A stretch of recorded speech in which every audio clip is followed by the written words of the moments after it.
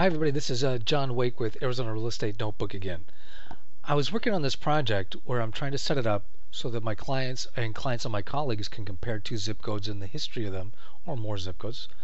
And for example, the advantages like on this. You can look at these two zip codes and think, this red one seems to be a lot higher than the green one, and it seems likely the red one's going to go lower, so I might want to avoid that. Or if I were a seller, I would say I might want to sell sooner rather than later if I was planning to sell in the next, if I'm trying to decide whether to sell now or later. But I also brought it over to look at Maryvale. Maryvale totally intrigues me as an economist. Most zip codes right now, have fallen, sure, but they're back where they were in 2002, 2003, 2004 prices. That would be in here. Why did Maryvale go so much lower, or we have prices here that are far below where they were even in 2000? Why? Part of it, I think, is because, well, there's a clue here, is that Maryvale prices peaked in late 2006, where most of Metro Phoenix was more like this. They peaked in late 2005.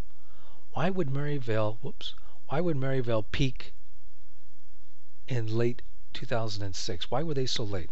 I think the reason is because the lenders were lowering their lending standards so low. They were promoting the liar loans so vigorously.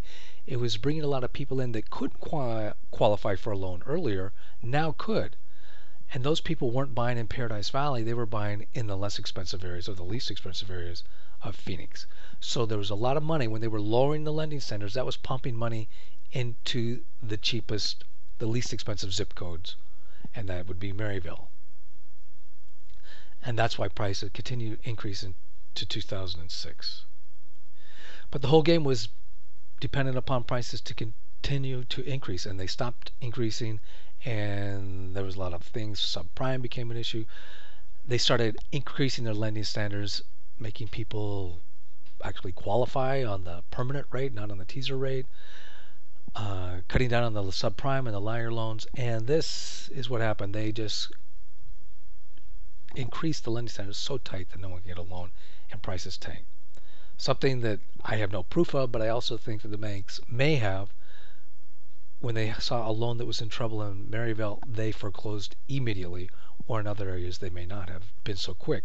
So that caused really a lot of foreclosures in a short period of time, which really hammered prices. Now that could reflect the fact that there was a lot of investors coming in and getting these liar's loans in Maryvale. And I would get occasionally calls saying, I want to buy a house, and what's the cheapest house in Metro Phoenix? So those investors from California, as soon as they saw that they weren't breaking even, there was not cash flowing, and prices were no longer increasing, they probably bailed out tout suite. Whatever the reason, there were policies which were getting loans to people who couldn't qualify to make the payments beyond the first year or at all.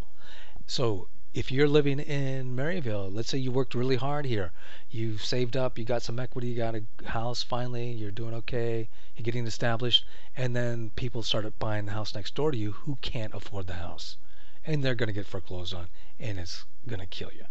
And that's what we see here. You can just see that there were so few sales, hammered the prices down. You see a little bump here from the $8,000 tax credit, but now we're getting more or less close to normal. If I knew somebody who wanted to buy a home in Maryvale, I would say this is a great time to do it, because the downside potential for prices is minuscule, in my opinion. But where I live, for example, prices are 2004, so right here. So I bought in late 90s, so I'm still fine. I still have equity in my home. But if I had bought in Maryvale in late 90s, my equity would have been wiped out. It would be completely devastating, as it was for zillions of people throughout the valley, but particularly in these lower priced areas. This is John Wake with Home Smart Real Estate and Arizona Real Estate Notebook. Take care.